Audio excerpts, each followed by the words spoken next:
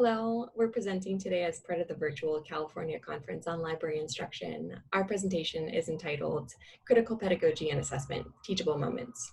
My name is Laila Brown. I'm a reference librarian with Hawaii Pacific University Libraries, and I'm recording today from Honolulu, Hawaii. And my name is Vega. I'm the Health and Social Services Librarian at the University of Chicago, and I'm recording this today from Chicago. This is Critical Pedagogy and Assessment, Teachable Moments, and our information is listed here again. Today we will talk about how to incorporate critical pedagogy into how you assess your library instruction, and we will introduce the concept of teachable moments. Let me introduce myself further here. You can see some information about me here, some of which you would know immediately upon seeing me in person. For example, that I'm white and a larger bodied person. So why are we sharing this information about ourselves with you? Feminist and anti-racist pedagogy are central concepts in our presentation. The values of feminism and anti-racism mean actively dismantling oppressive structures. I can't achieve that if I'm not also locating myself. I need to recognize my own privilege and lived experience, challenge my biases, and to provide equitable instruction and assessment. So again, my name is Laila Brown, and here are some key identity factors for me. So in sharing this information about ourselves, we're also intending to provide our audience with a context in which the content of our presentation is situated. And here I'm inspired by anthropologist Laila Abulagode, who writes herself into her ethnographies in acknowledgement that she herself is inextricable from the stories that she tells. So we are in turn writing ourselves into this presentation. In short, our ideas are directly informed by our identities, so we feel that it's important that our audience knows the identities that these ideas come from. So to the degree that we are able to in an asynchronous video format, we'd like you, our audience, to participate in the session with us by taking part in setting some learning objectives for this session. Much as we would begin a library instruction class with students, as we'll come back to later, we'd like you to take a moment to think about how you conduct assessment now. So feel free to take a moment to pause this recording if you'd like, jot down a note or two on how you currently conduct assessment, and then continue the video when you've had a moment to think. Now we'd like you to think about what you want to get out of this session. And one helpful way of figuring this out is to consider what brought you here in the first place. Some guiding questions we have for you are, what methods of instruction do you use right now, and what about them do you appreciate? What about your assessment do you want to change or improve upon? We hope you find the ideas that we discuss in the rest of this presentation satisfying, and we hope that you'll be able to take what works for you and implement it into your assessment. Anti-racism is the active process of identifying and eliminating racism by changing systems, organizational structures, policies, and practices and attitudes so that power is redistributed and shared equitably. One thing I want to emphasize about anti-racism is that it is an active process. It's not enough to not be racist. We must be actively anti-racist to dismantle racist systems. Because I'm white, I have a racist worldview, and it's my responsibility to acknowledge my own bias, challenge my own racism, and learn how to be an anti-racist. This is necessary in order to be inclusive in my instruction and assessment. I really like this quote by Ibram Kendi in his book, How to Be an Anti-Racist. Anti-racist, one who is supporting an anti-racist policy through their actions or expressing an anti-racist idea. It's important to acknowledge our own position in instruction. In aligning myself with anti-racist principles, I need to recognize and challenge my own bias in instruction. When it comes to assessment, formal assessment in general is replicating existing power structures, such as white supremacy. I need to think critically about the opportunities I give students of all backgrounds to learn, and I need to think critically about how I am measuring what they have learned. We know that the dominant structure in our society is one based on a white, straight, cisgender worldview, and we need to be aware of that when we review the ways in which we assess student learning. Are we conducting assessment in a way that upholds the dominant oppressive structures, or are we assessing student learning in a way that is anti-racist? Another key definition we'd like to share in setting out some of the key concepts that are informing our approach to instruction is that of intersectional feminism. Intersectional feminism is a framework developed by Kimberly Crenshaw for understanding how one's multiple social and political identities, including things like gender identity, race, ethnicity, ability, class, sexual orientation, and more, combine and intersect to create different modes of discrimination. In 1989, Crenshaw wrote, quote, "The intersectional experience is greater than the sum of racism and sexism. Any analysis that does not take intersectionality into account cannot sufficiently address the particular manner in which Black women are subordinated," end quote. Intersectionality is essential for transforming feminist and anti-racist theory from a single axis framework to one that conceptualizes identity and discrimination more holistically and realistically. We are so lucky that many scholars have challenged the status quo in instruction, since Paulo Freire first criticized the banking method of education. The banking method views the instructor as the authority, as the holders of all knowledge, and students as empty vessels who are supposed to be filled with that knowledge. Students were expected to store or bank this information and be able to repeat it back. Paulo Freire challenged that belief. He viewed students as co-creators of knowledge. Students need to be actively engaged with their learning experience in order to gain what he called a critical consciousness. Bell Hooks did criticize Freire for his writing being sexist at times and upholding patriarchy, but she also acknowledges that his work was still highly valid and an innovative way to approach education. And Bell Hooks built upon the foundation Freire started and improved upon it by incorporating an intersectional feminist lens to critical pedagogy. We are also lucky to have Maria Tia Cardi in our very own field of librarianship. She wrote a book about how to apply the principles of feminist pedagogy specifically to library instruction. This is a quote from Bell Hooks about engaged pedagogy and critical pedagogy. Engaged pedagogy does not simply seek to empower students. Any classroom that employs a holistic model of learning will also be a place where teachers grow and are empowered by the process. And this is a quote from Maria Tia Cardi in Feminist Pedagogy for Library Instruction. Feminist pedagogy is an educational approach informed by a feminist framework. As such, feminist pedagogy is broadly concerned with social justice and sees education as a site for social change and transformation, exposing and ending oppression against women and all other kinds of marginalization, racism, xenophobia, classism, ableism, and so on. In a culture that has historically silenced women's voices and invalidated their lived experiences, feminist pedagogy seeks to reclaim women's experiences, voices, feelings, and ideas in educational settings. Not only is feminist pedagogy concerned with subverting patriarchal subject matter, it is also concerned with the way that subject matter is taught. About feminist and critical pedagogy, here are some key ways of actualizing feminist and critical pedagogy. Firstly, adopt, to the best of our ability, anti-hierarchical approaches to teaching. This involves inviting questions and student responses throughout our lessons. This can also manifest in physical ways, when possible, like forming the classroom into a circle rather than into rows, which tend to minimize face-to-face interaction and opportunities for connection among students. A circular formation among students and teacher additionally helps to distribute power throughout the classroom, so this minimizes the unequal power dynamic between instructor and students. Feminist and critical pedagogy also mean calling attention to the ways sexism and racism are at play in our systems, including structurally within society, organizations, and yes, educational institutions, as well as within tools that we interact with, like databases and controlled vocabulary. Another key element of feminist and critical pedagogy is the notion that we have to build knowledge collaboratively. Instructors can foster mutual respect between themselves and students by finding out what knowledge students bring to the classroom and then building upon it.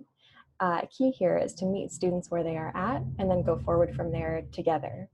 We also have to create space for subjectivity, and this involves acknowledging that students bring diverse identities and experiences, also known really as information, to the classroom. Valuing this information and creating an inclusive space where students can learn from one another enhances the learning experience overall. These frameworks also require instructors to implicitly encourage students to take responsibility for their own learning.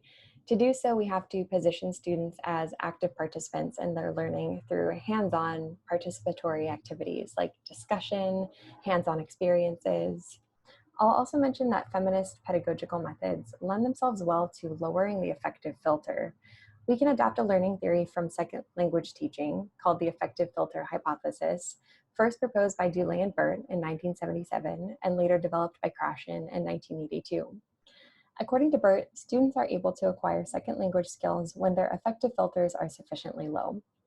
Affective filters can be understood as mental blocks like anxiety and low self-confidence, for example, that interfere with an individual's ability to learn.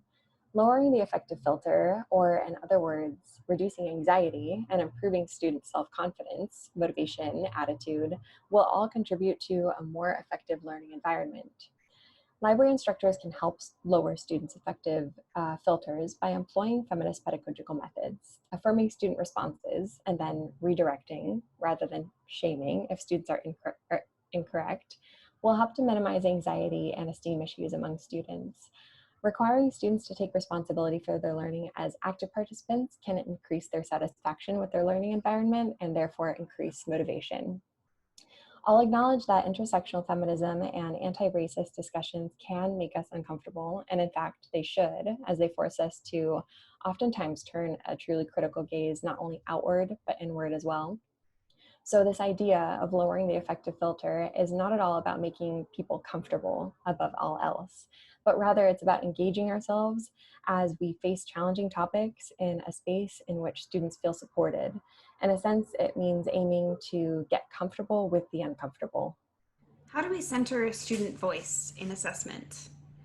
Many librarians have employed techniques to encourage students to determine the path that their instruction session will take, such as allowing students to vote on lesson content through software like Poll Everywhere or Google Forms. Some librarians will briefly discuss different databases and ask students which one they would most like to learn about. This slide has some examples of questions you can ask students at the beginning of the instruction session or research consultation. By asking these questions at the beginning, we are not presenting ourselves as the authority on all knowledge we are to impart upon these students, but instead we are co-creating the learning experience with the student. The students are setting their own learning goals for themselves. We are empowering them to take an active role in their learning experience by taking this approach. We are also building in assessment by asking these questions of students in the beginning of the session. We can revisit some of these questions after the instruction session to find out if the student learned what they set out to learn. Part of critical pedagogy is to enter the classroom with the framework in mind that Holiday just described. Other aspects of critical pedagogy happen organically by nature, and one such aspect is the teachable moment. We define teachable moments as often unexpected opportunities that arise organically to further our collective understanding of an idea or ideas, ones that students are either unfamiliar with or potentially hold misconceptions about. Teachable moments work well as a tool of critical pedagogy. Specifically, they reflect the nature of feminist pedagogy in enabling students and the experience we create together in the classroom to determine some of the lesson content. Furthermore, they enable opportunities for consciousness raising. The way to construct teachable moments is just to take advantage of them when they arise. And they always arise in classroom discussions, during discussions of readings, in more extemporaneous happenings like example database searches. I'll share a quick example of how an interaction with a student can serve as an effective entry point into feminist and anti-racist discussions. So briefly, I had a research consultation with a student whose topic focused on the element of choice in women's engagement with, to paraphrase here, prostitution in 19th century Europe versus in the present day United States. So this student wanted to analyze the degree to which women were able to elect to engage in prostitution, as he called it, versus having to resort to it out of necessary in each time and place. So this research topic presented a teachable moment, and that it was an opportunity to suggest a reframing of the term prostitution as sex work. With the student, I shared how prostitution can be a problematic term, especially when discussing women's choice, because the positioning of those engaged in sex work as prostitutes can encourage the idea among some that activities or work that individuals engage in subsumes their identity as humans first and foremost. In contrast, many think that the term sex work can be seen as empowering. And though some may argue that sex work may problematically overemphasize the degree to which it is a choice, it is important to think about the terms we use to describe people, whether our terms are aligned with the preferred terms of the ones we're calling it by, and how these terms on their own wield power. So in this example, I wanted to emphasize a point in effective teachable moments, and that is we need to frame teachable moments as positive rather than punitive interactions. Trying to frame this one as a positive, I presented this as a discussion in which we could both explore and examine the roots and consequences of this terminology. So careful not to chastise the student for the terminology. I commented on how widely used this term still is, even today, and even perhaps especially in academia. This turned out to be practically useful for research consultation also, as it allowed me to touch on how systems of power are replicated in published information and search tools, in which we see the uncritical use of the word prostitute truly all the time. I think this interaction went well because the student felt comfortable sharing his thoughts and was really actively engaged in our discussion. We've worked together since in consultations, so getting into the weeds, I think, in fact, strengthened the sense of a productive student and librarian conversation and collaboration. The last point of the teachable moment I want to emphasize is that we need to challenge power structures in ways that both affirm those who do not hold power and, in a way, as Robert Shaw says, those in power can hear it. It is important in situations not to shame those who genuinely don't know what language they should be using, either as a consequence of privilege or a lack of exposure or a combination of those factors. If people don't know something, it's not necessarily their fault. And while individuals ought to take responsibility for their thoughts and actions, attributing fault can often stymie conversation. We need to communicate these concepts in a way that doesn't cause people to shut down, but invites them to learn more. So, how do we assess student learning in a way that is affirming them as co-constructors of knowledge? One way we can do that is to revisit the questions that we asked them at the beginning of the instruction session. For students who stated what they wanted to learn or what they hoped to be able to do after the instruction session, we can revisit those goals that they set for themselves at the end of the session. For example, if a student wanted to learn how to use PubMed, we can ask the student what they learned about PubMed that they will be able to use moving forward. The student might say, for example, they learned how to find and use mesh terms or how to combine search phrases with Boolean operators, etc. We can also ask students other open-ended questions that help us to assess our own teaching of the topic, such as asking students something that they would still like to learn about or asking students if there are still things they don't understand from the session. Here are some other forms of alternative assessments. Peer observation is the practice of having a colleague observe your instruction and provide feedback. But it's really important to note that this is not a formal evaluation. It's a tool for self-improvement.